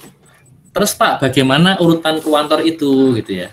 Nah, kuantor itu ada aturan-aturan atau kaidah-kaidah urutannya juga. Ketika kuantor itu lebih dari satu dalam sebuah kalimat, gitu ya. Nah, yang pertama ini, apabila kuantornya adalah sama-sama eksistensial, maka dia dibolak-balik nggak masalah. Misalnya gini ya, pernyataannya adalah ini, sifatnya adalah sifat X dan Y, sifat P yang di dalamnya ada objek X dan objek Y gitu ya. Maka kita mengatakan terdapat objek X dan terdapat objek Y itu boleh dibolak-balik sama aja. Karena sama-sama terdapat di sini. Jadi mau terdapat X dulu baru terdapat Y atau terdapat Y dulu baru terdapat X sama aja. Begitu juga dengan yang universal. Kita mau mengatakan untuk setiap X dulu baru untuk setiap Y, atau kita mau mengatakan untuk semua Y baru untuk semua X, itu sama aja. Secara makna dia nggak masalah. Jadi ingat itu yang penting. Ketika kuantornya itu sama, dibolak-balik tidak masalah. Boleh ditukar tempatnya. Tuh. Lah, tapi kalau berbeda, hati-hati. Kita nggak boleh membalik seenaknya. Atau bahkan tidak boleh dibalik. Untuk satu kalimat yang bermakna tunggal ya. Artinya dalam sebuah kalimat itu, kalau sudah ini, ya ini aja. Nggak boleh pakai yang bawah ini. Karena berbeda maknanya. Berbeda maknanya. Jadi, kalau untuk setiap dan terdapat itu tidak boleh ditukar karena nanti berbeda makna. Contohnya ini contohnya. Misalkan semesta pembicaraan kita adalah himpunan bilangan alam, bilangan asli. 1, 2, 3, 4 dan seterusnya itu. Terus ada kalimat ini. Diberikan ini dan diberikan ini. Nah. Ini kan seolah-olah sama ini. Y lebih besar X, ini juga Y lebih besar X. Sama-sama ada universal, sama-sama ada eksistensial. Tapi posisinya berbeda. Yang atas itu universal dulu, baru eksistensial. Berarti mengatakannya gimana? Mengatakannya gini. Untuk setiap X dapat ditemukan, gitu ya, atau boleh untuk setiap X terdapat Y, sehingga Y-nya lebih besar dari X. Maknanya apa? Maknanya ini. Tidak terdapat bilangan alam terbesar. Kenapa? Karena setiap kita memilih X, selalu bisa ditemukan Y. Y yang apa? Y yang lebih besar dari X. Itu. Sehingga kita menentukan bilangan terbesar itu nggak bisa. Silahkan, ada Pak saya pilih 1000, oh bisa ditemukan 1001 gitu ya. Pak saya milih 1 juta, oh bisa ditemukan 1.100.000 misalkan. Pak saya milih 1 triliun, bisa kita temukan 1 triliun lebih 1, kan itu masih bilangan. Itu makna yang atas. Makna yang atas ya. Tapi yang bawah, kalau yang di depan adalah terdapatnya dulu, maka ini tadi membacanya ada suatu Y gitu ya. Koma, harusnya ada koma di sini kalau mau enak bacanya. Sedemikian hingga untuk semua X itu berlaku Y lebih besar dari X. Jadi di sini fokusnya malah di sini. Ada suatu Y. Oh, berarti Y itu ada. Y yang apa? Y yang lebih besar dari X untuk semua X. Berarti untuk semua X berapapun, Y itu selalu lebih besar dari X. Ini maknanya ini. Maknanya bahwa terdapat bilangan alam terbesar. Berapa itu? Yaitu Y-nya. Ya, beda kan maknanya. Yang atas tadi mengatakan tidak ada bilangan alam terbesar. Tapi yang bawah ketika kita menukar apa namanya ini? Menukar posisi kuantornya, justru maknanya adalah oh, ada bilangan alam terbesar. Kenapa? Karena ini ada Y sedemikian hingga untuk semua X berapapun itu Y selalu lebih besar dari X. Nah, itu. Jadi dibaliknya maknanya sudah sangat berbeda sekali. Menurut Anda, secara nyata itu yang benar yang atas atau yang bawah? Atas. Untuk Anda yang benar atau yang atas? Anda bisa menemukan bilangan alam terbesar atau tidak? Halo? Tidak, Pak. Tidak bisa. Berarti yang benar yang atas atau yang bawah? Atas. Yang atas. Berarti yang bawah? Secara makna dia salah. Nilai kebenarannya salah. Gitu ya. Tapi kalau kita nggak sedang bicara makna, kalau kita nggak sedang bicara ini, nggak sedang bicara nilai kebenaran, kalau Anda diberikan kalimat seperti ini ya notasinya ini berarti nanti. Kalau sekedar disuruh menotasikan berarti Anda pakai yang ini notasinya. Tapi kalau ini ya berarti notasinya pakai yang ini itu. Paham ya? Perbedaannya tahu ya? Sampai di sini paham apa enggak? Atau ada yang mau Anda tanyakan? Halo? Paham, Pak. Paham ya? Oke. Oke, kalau paham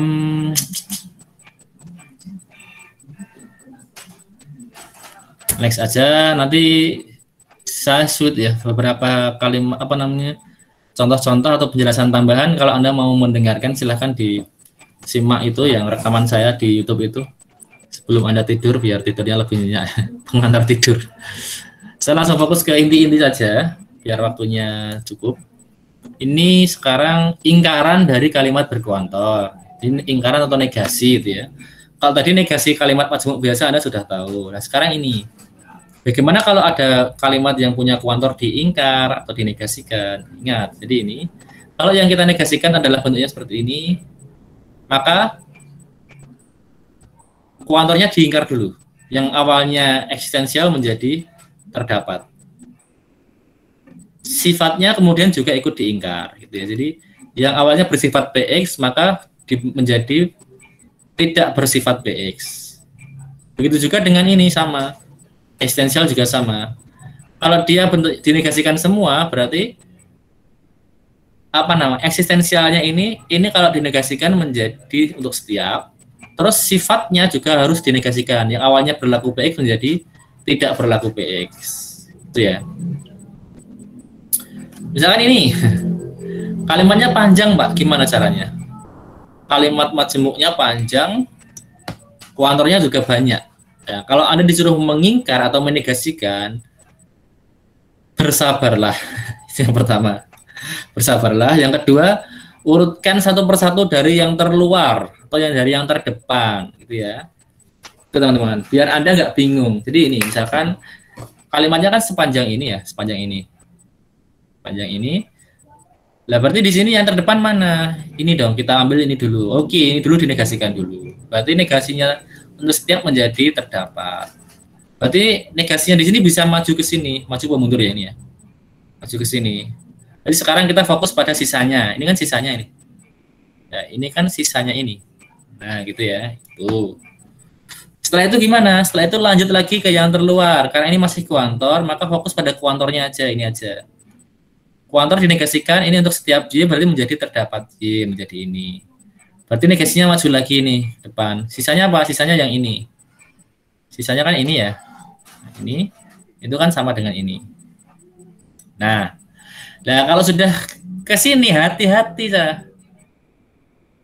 boleh memang tadi dari yang paling depan, tapi kalau ini jangan negasikan yang ininya dulu gitu ya. Nanti Anda terus negasikan ini, Pak. Negasikan tandanya. Jangan gitu, karena tanda panah nggak ada negasinya. Anda baca secara keseluruhan ini apa sih? Oh, ini adalah implikasi. Ini adalah implikasi. Jika ini, maka ini kan gitu ya. Jadi, implikasi apa sih? Implikasi dinegasikan menjadi apa? Menjadi P dan negasi Q gitu ya. Hati-hati di sini. P-nya apa? P-nya adalah ini. P-nya adalah X tidak sama dengan Y. Q-nya apa di situ? Q-nya adalah terdapat Z yang bersifat G, X, Y, Z gitu kan. Itu P-nya, ini Q-nya. Kalau gitu berarti gimana? P-nya tetap P, karena negasinya implikasi itu P-nya tetap P. Berarti di sini makanya di sini nggak berubah, P tetap P. Implikasinya menjadi konjungsi menjadi dan, makanya menjadi dan. Dan apa? Dan negasi Q, maka di sini dan negasi ini, gitu ya. Dan negasi ini. Tulis dulu ini dulu, jangan tergesa-gesa. Oke, kalau sudah gini baru fokus ke sini berarti. Negasi ini apa sih, gitu ya? Negasinya terdapat itu adalah untuk setiap, maka di sini menjadi untuk setiap. Ini kan, negasi terdapat menjadi untuk setiap. G, X, Y, Z, ingat sesuai kaidah yang di atas ini. GXYZ dinegasikan maka menjadi negasi GXYZ. Nah, ini adalah ingkaran total dari kalimat yang diberikan di atas ini. Paham belum caranya?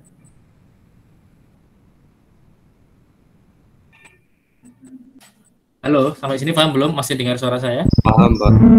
Paham, Pak. Ada yang mau bertanya? Enggak ya? Oke. Ayo tanya langsung aja. Sampaikan aja nggak apa-apa. Oke, teman-teman, ini apa ya? Ini kayaknya latihan. Oh ya, ini catatan penting. Nah, catatan penting. Catatan penting. Nah, apa catatan pentingnya? Ini. Kalau kuantornya itu memuat tanda lebih besar atau lebih kecil atau tidak sama dengan, karena biasanya gini ya. Biasanya kan kuantor itu kalau di halaman sebelumnya itu kan hanya gini. Hanya untuk setiap X gitu atau terdapat X gitu aja. Kalau ini dinegasikan maka menjadi terdapat, balikannya. Terdapat dinegasikan menjadi untuk setiap. Gampang kan? Nah, kalau seandainya ada kata-kata anggota Pak, misalkan gini, untuk setiap X anggota semesta gitu, negasinya apa Pak ini Pak? Negasinya adalah terdapat X anggota semesta gitu. Anggotanya nggak perlu Anda ingkar, nggak perlu Anda coret ya, salah nanti malah. Sebaliknya, kalau negasi dari terdapat X elemen semesta menjadi apa? Menjadi untuk setiap X elemen semesta. Nggak perlu dikasih coret, malah salah nanti. Ya. Nah, begitu juga kalau tandanya lebih besar, lebih kecil. Ingat ya. Misalkan ini, kuantornya adalah untuk setiap X yang lebih besar dari 2, ini kalau mau kita negasikan, diingkar, negasinya jadi apa di sini? Nah, hati-hati ya. Negasinya yang diubah itu kuantornya saja. Jadi, terdapat X yang lebih besar dari 2. Ini banyak yang ketipu di sini. Karena dia mengiranya, Pak, di sini kan ada lebih besar, Pak. Kebalikan lebih besar kan lebih kecil. Nah, kalau nanti ini kalau Anda negasikan menjadi ini, lebih kecil dari 2, nah ini malah justru Anda akan salah. Karena ini bukan kebalikannya ini. Yang kebalikannya ini tuh yang belakang ini. Kebalikannya untuk setiap itu sudah terdapat gitu ya. Kalau kita pakai yang bawah malah nggak ada kaitannya dengan ini gitu. Karena di sini kita bicaranya untuk semesta yang bilangan lebih besar dari 2, tapi di sini kok tiba-tiba kita mengatakan terdapat X yang lebih kecil dari 2, ya nggak ada kaitannya nggak ada kaitan dengan himpunan yang di sini itu ya. Itu catatan yang penting, jangan sampai lupa. Jadi ini salah. Tanda di dalam kuantor, tanda baca, tanda persamaan, pertidaksamaan tidak perlu dibalik. Atau tanda anggota tidak perlu menjadi bukan anggota, itu malah salah. Yang diubah, ingat sekali lagi, yang diubah hanya tandanya. Pokoknya setiap menjadi ada atau ada menjadi setiap, itu aja. Itu yang di dalam kuantor ya. Beda kalau nanti dia di dalam persifat, di dalam pernyataan. Maksudnya gimana Pak? Maksudnya gini. Untuk setiap X itu, X-nya lebih besar dari 2. Ini beda. Lebih besar dari 2 ini bukan di dalam kuantor sini, bukan menyatakan himpunannya. Kenapa? Karena ingat ya, kuantor itu menyatakan objek dalam himpunan, jadi terkait dengan himpunannya. Tapi di belakangnya ini menyatakan sifat yang berlaku. Nah, kalau kuantornya di dalam seperti ini, berarti dia menyatakan himpunan X-nya itu adalah himpunan yang X-nya lebih besar dari 2. Ini menyatakan himpunan, bukan sifatnya yang bawah ini.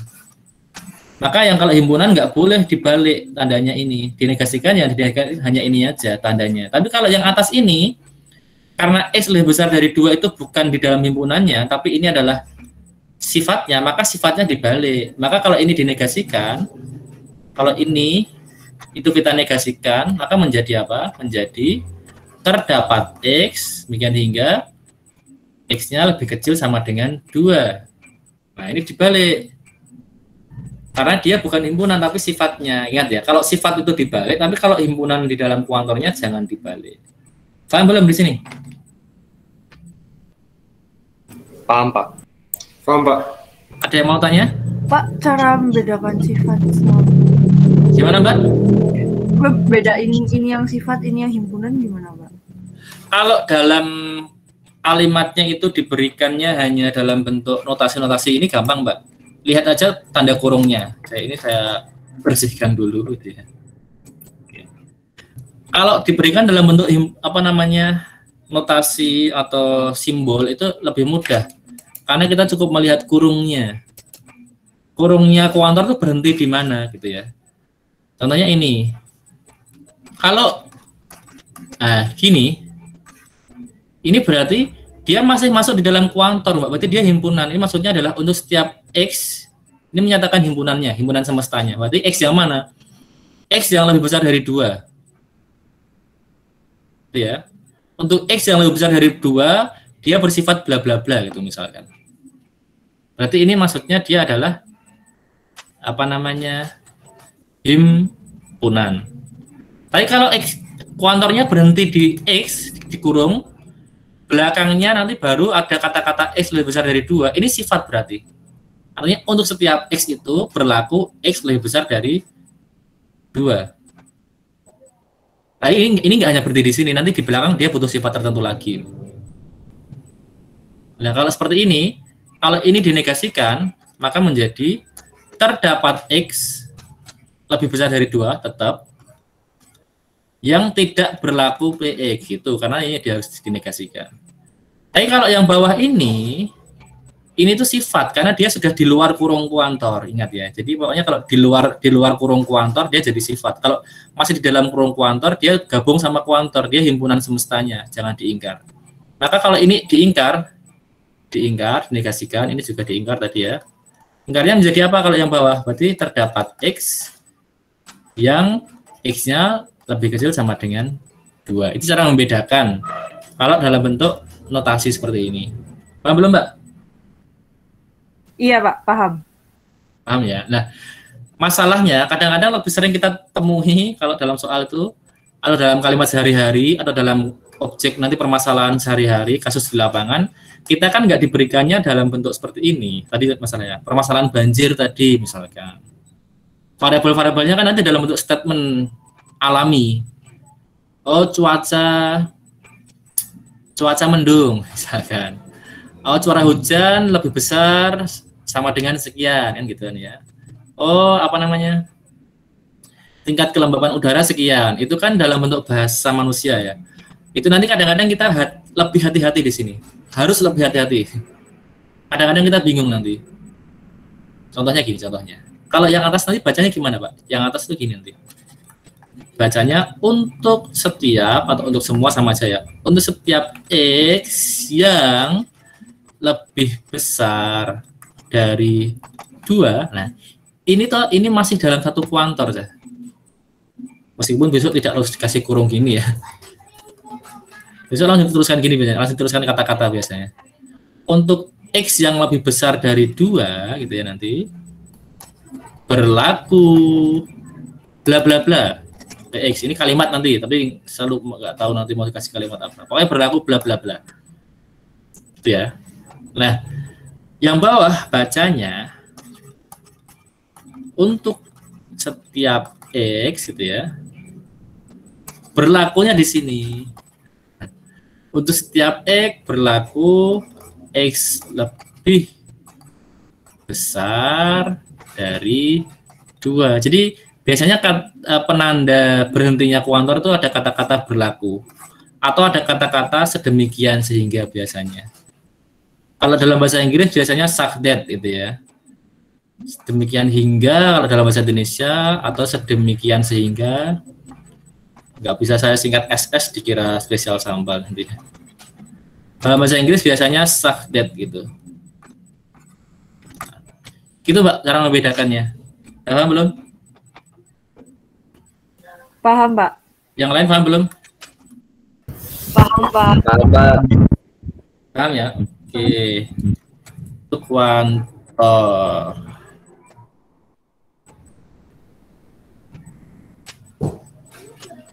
Nah, ini tadi cuman tadi ya. Ada suatu bilangan real X bernilai positif dengan sifat P. Nah,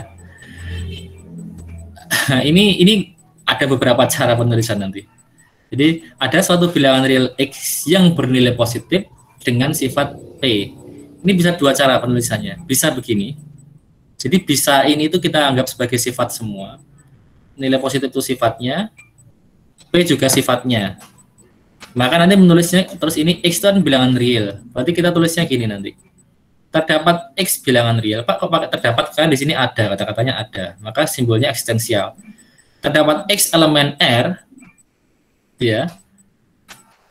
Dengan sedemikian sehingga ini X-nya lebih besar 0. Kenapa lebih besar 0? Karena di sini positif. Berarti lebih besar 0 kan? Dan bersifat PX. Maka ini dan PX itu boleh. Boleh. Atau yang kedua, kita juga bisa langsung menggabungkan di sini. Ini langsung ikut ke kuantor. Ada suatu bilangan real X positif, kita bisa langsung tulis gini. Terdapat X lebih besar 0, itu ya. Yang bersifat PX, itu juga masih benar. Ini artinya terdapat X yang positif, gitu ya. Terdapat X lebih besar 0, yang bersifat PX. Jadi ini sama ini tuh masih sama. Kenapa? Karena di sini dan itu konjungsi penegasan. Jadi kalimat ini, himpunan ini ditegaskan oleh sifat ini. Itu sama aja gini juga boleh. Jadi kalau ini atau nggak bisa nanti. Kalau atau itu nggak bisa digabungkan ke sini. Itu ya, itu yang kemudian yang kedua ini. Semua bilangan real X yang positif bersifat P. Nah, ini malah bisa 3 cara nanti. Cara yang pertama tadi, ini. Untuk setiap X elemen bilangan real, gitu ya. Pastinya semua bilangan real X yang positif, real X gitu maksudnya, X yang anggota bilangan real, dia positif dan dia bersifat PX. Jadi positifnya dianggap sebagai sifat juga. Atau kalau mau disederhanakan, bisa kita tulis gini juga boleh. Untuk setiap X lebih besar 0, itu artinya setiap bilangan X yang positif bersifat PX, itu boleh. Sorry, Cah. Ini nggak bisa, mohon maaf. Ini nggak bisa deh, mohon maaf. Karena di sini yang benar ini malah, yang benar ini. Kalau sederhana ini, kalau mau pakai kata-kata yang sederhana. Tapi kalau mau dibuat kalimat majemuk, pakainya implikasi, mohon maaf ya, bukan dan. Kenapa bukan dan? Karena di sini semua bilangan real itu bersifat P. Jadi kalau dan itu seolah-olah ini melekat. Kalau X-nya positif bersifat P. Kalau tidak positif bersifat tidak bersifat P, itu nanti mungkin ya. Jadi kalau untuk yang kata-kata semua itu malah identik dengan implikasi, mohon maaf saya salah. Implikasinya gimana Pak ini ya? Untuk semua X yang positif, jadi untuk semua bilangan real gitu ya, yang positif itu berarti menjadi syarat, menjadi syaratnya atau sebabnya, itu kan? Karena di sini kan syarat ini Cah, semua bilangan real X yang positif kan berarti syaratnya punya sifat P, nah gitu ya. Berarti di sini X positif sebagai syarat cukupnya, ini sebagai akibatnya. Berarti untuk setiap bilangan X gitu, kalau X-nya positif maka akan berlaku P, akan bersifat P. Itu maksudnya. Itu ya, mohon maaf tadi saya di sini salah, nggak boleh malah. Kalau untuk setiap itu nggak bisa kita pakai konjungsi, nggak boleh. Oh habis ya. Sampai di sini paham nggak Anda?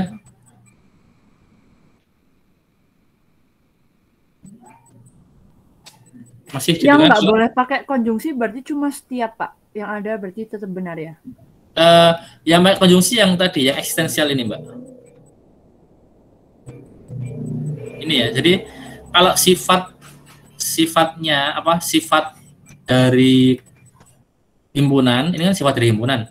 Himpunannya bilangan real, punya sifat positif kan gitu ya. Nah, kalau ini mau dijadikan sebagai sifat, ditambah sifat ini, maka kalau dia adalah eksistensial, dia boleh pakai konjungsi seperti ini. Tapi kalau implikasi, kalau universal, ini kan semua ya. Semua itu universal, maka sifat yang menjadi penanda himpunan, ini kan sifat penanda himpunan ya. Bilangan real bersifat positif. Nah, ini harusnya sebagai syarat, pakainya nanti implikasi nanti berarti. Maka di sini implikasi. Jangan pakai konjungsi atau jangan pakai dan, ini nggak boleh. Maka pakainya yang bawah gitu. Paham? Paham, Pak. Ada pertanyaan lain lagi? Halo? Nggak ada ya? Oke, nggak ada. Ini pertemuan ke 4, 5, 6, 7. Masih 3 pertemuan, masih ada materi pembuktian dan kalimat himpunan berhingga, sorry ya. Nah, saya buka file tadi kok nggak bisa terus ya. Ada apa ya? Ada apa dengan PDF saya?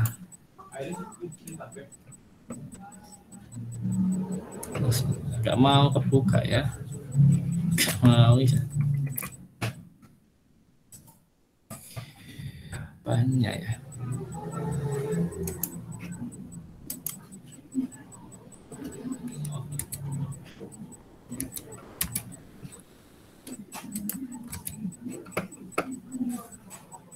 Oke, semoga bisa dibuka. Oh, nah ini baru bisa. Ini dia penarikan kesimpulan.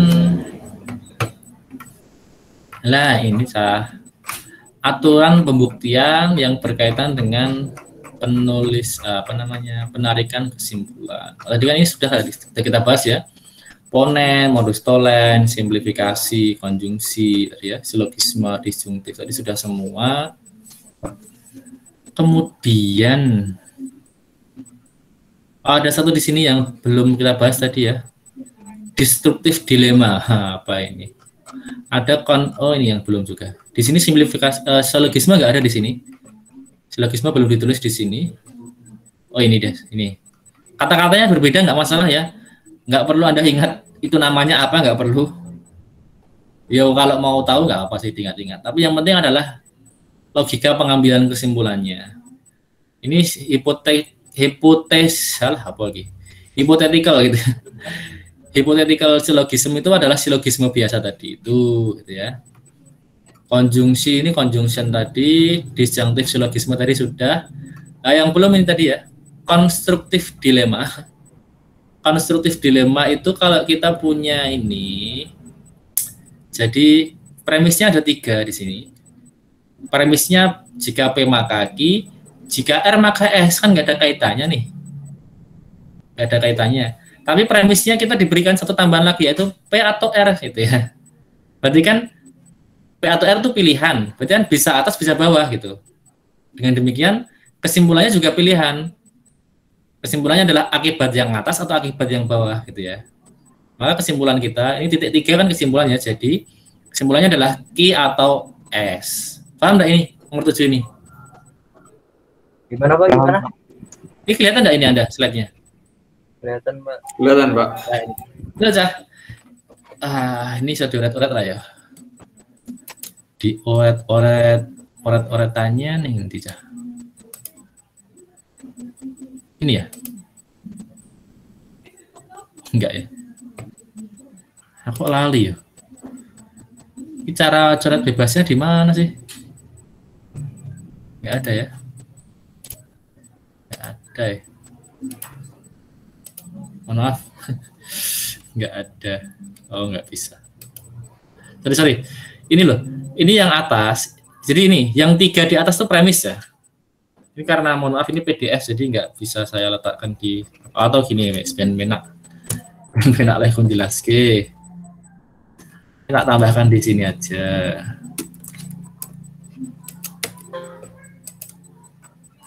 Tak tambahkan di sini yang tadi pengambilan kesimpulan. Oke, ini ya. Pengambilan kesimpulan resolusi. Oh ada, tapi tadi nggak ikut tak jelaskan ya, mohon maaf. Oh ada Cah di sini Cah. Oke ini, ini ya. Ini aja, pakai ini aja. Ini sama kayak yang tadi. Jadi kita punya 2 buah dilema. yaitu dilema konstruktif dan dilema destruktif. Itu lah, dilema konstruktif itu lebih enak karena dia sifatnya mungkin lebih ini ya, lebih membangun, lebih mendukung. Nah, ini seolah-olah hanya 2, tapi ini bisa kita split juga sebenarnya ya teman-teman. Ini bisa kita split juga jadi 3 premis karena yang ini tuh bisa jadi 2 premis. Jadi kadang-kadang ditulis gini juga. P maka Q, R maka S. Nah, premis ketiganya yang ini P atau R gitu ya. Nah ini, jadi kita diberikan 2 buah implikasi, yaitu P jika P maka Q dan jika R maka S gitu ya. Ini diketahui 2 buah implikasi. Terus pilihan ini kan nggak ada kaitannya nih, tapi tenang aja karena kita juga diberikan lagi premis yang lain atau diketahui yang lain, yaitu ini. Diketahui P atau R. Nah, P atau R kan di sini, Cah. Diketahui ini atau ini gitu ya. Nah, karena diketahuinya adalah pilihan antara P atau R, maka kesimpulannya ingat modus ponens tadi, Cah. Modus ponens kan gini. Jika P maka Q, diketahui P, kesimpulan Q. Nah, jika R maka S, diketahui R, kesimpulan S. Nah, ini digabungkan pakai atau gitu maksudnya. Kita punya ini dan ini. Tapi premis 2-nya kita punya ini atau ini gitu. Maka kesimpulannya adalah ini atau ini gitu. Maka kesimpulan kita adalah Q atau S. Paham enggak? Paham, Pak. Paham. Yang lain paham enggak? Paham, Pak. Kalau bingung jangan sungkan, jangan malu sama temannya. Paham ya?